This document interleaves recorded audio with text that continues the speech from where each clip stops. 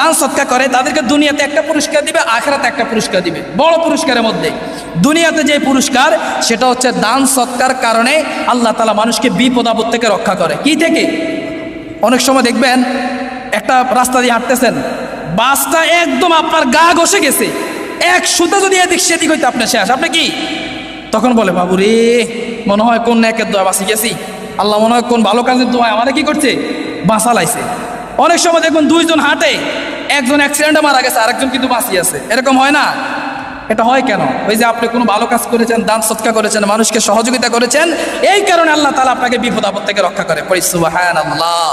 আর আসরের ময়দানে আরেকটা পুরস্কার দিবে, সেটা হচ্ছে যারা দান সৎকার মানুষের উপকার করে, মানুষকে সহযোগিতা করে, এই দান সৎকার করার কারণে আল্লাহ তাআলা তাদেরকে জাহান্নামের আগুন থেকে বাঁচাবে। পড়ি সুবহানাল্লাহ।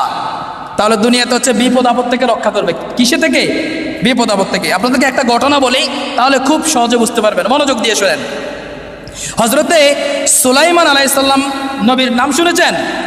হজরতে সুলাইমান আলাইহিসসালামকে আল্লাহ পাক রব্বুল আলামিন এমন ক্ষমতা দিয়েছেন, উনি মানুষের কথা বুঝতেন, জিনদের কথা বুঝতেন, আপনার পশু পাখি পক্ষীকুল জীব জন্তু যত কিছু আছে সব কিছুর কথা উনি বুঝতেন। উনি আপনার পশু পাখি সব কিছুর কথা বুঝতেন, এমনকি জমিনের মধ্যে যে পিঁপড়া চলাফেরা করে এই পিঁপড়ার কথাও উনি বুঝতো। সুলাইমান নবী, আল্লাহ ওনাকে এমন ক্ষমতা দিয়েছেন। তো সুলাইমান নবীর জামানায় এই ঘটনাটা, আমি দান সৎকার করলে আল্লাহ যে বিপদ আপদ থেকে রক্ষা করবে এই জিনিসটা বোঝানোর জন্য আমি আপনাদেরকে এই ঘটনাটা বলতেছি। এই ঘটনাটা এসেছে তাজকিরাতুল আম্বিয়া, একটা কিতাব আছে তাজকিরাতুল আউলিয়া, আউলিয়াদের স্মরণ, আরেকটা আছে তাজকিরাতুল আম্বিয়া, নবীদের স্মরণ। ওই কিতাবের মধ্যে এই ঘটনাটা এসেছে। আপনার একটা লোক, ওনার ঘরের পাশে একটা গাছ, এই গাছের মধ্যে একটা পাখি বাসা করেছে। আমাদের ঘরের পাশে গাছ থাকে না? তো ঘরের পাশে একটা লোকের ঘরের পাশে একটা গাছ, এই গাছের মধ্যে একটা পাখি বাসা করেছে। বাসা বানানোর পরে পাখি ডিম দিয়েছে। কি দিয়েছে? ডিম দেওয়ার পরে এই লোকটা দেখছে ঘরের পাশে, তো উনি দেখে ডিমগুলো ফেলে খেয়ে ফেলছে, পাখির ডিমগুলো খেয়ে ফেলছে। পাখি আবার পুনরায় যথাসময় আবার ওই বাসার মধ্যে ডিম দিয়েছে। এই লোকটা আবার দেখছে, দেখে আবার সে ডিমগুলো খেয়ে ফেলছে। এখন পাখি বারবার ডিম দিতেছে, আর এই লোকের অত্যাচারে থাকতে পারে না, ডিম কি করে? খেয়ে ফেলে। পাখি নিরুপায় হয়ে সুলাইমান নবীর কাছে গেছে। কার কাছে? উনি তো সকল সৃষ্টিকুলের ভাষা বুঝে, উনার কাছে সুলাইমান নবীর কাছে বহু জিন থাকতো। উনি সকল সৃষ্টি জগতের সকল প্রাণীকুল পক্ষীকুল সবার রাজত্ব, উনি বাদশা ছিল। তো এই পাখি বিচার নিয়ে গেছে সুলাইমান নবীর কাছে, যে আল্লাহর নবী, আরে আমি একটা বাসা করলাম ওনার ঘরের পাশে, ডিম দেই, ডিম খেয়ে ফেলে, আমার ডিমগুলো খেয়ে ফেলে, এটা বিচার করেন।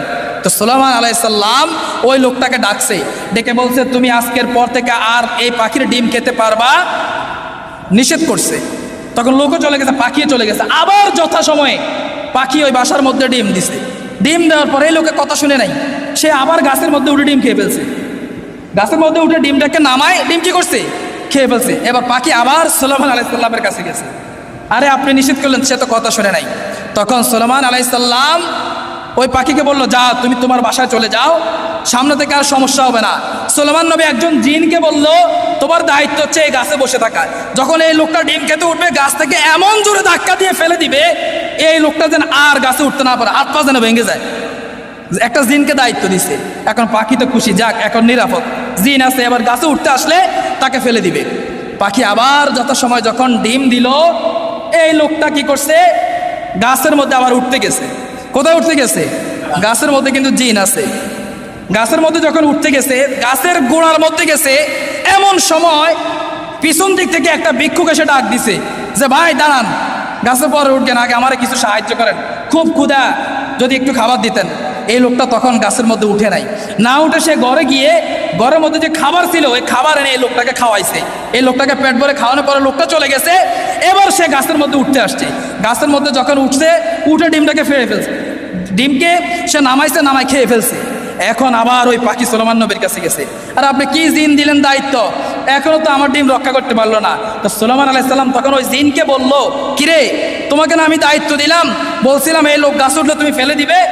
তখন ওই জিন বলতেছে, আমি কি লোককে ফালাই দিব গাছে থেকে?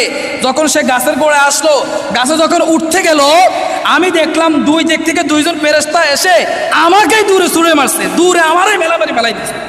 সুবহানাল্লাহ। জিনেরে দুইজন ফেরেশতা কি করছে, মেলা মেরে ফেলে দিছে। কারণ ওই লোক যদি উঠে তাহলে তো ওই লোকের কি করবে, জিনে ফেলে দিবে। এখন সুলাইমান আলাইহিস সালাম বলে তাহলে নিশ্চয়ই এখানে কোনো ঘটনা আছে, এর ভিতরে কোনো ঘটনা হয়েছে না? হয়েছে। যখন এই লোকটা উঠতে আসছিল গাছের মধ্যে, সে একজন ভিক্ষুককে খাবার খাওয়াইছে।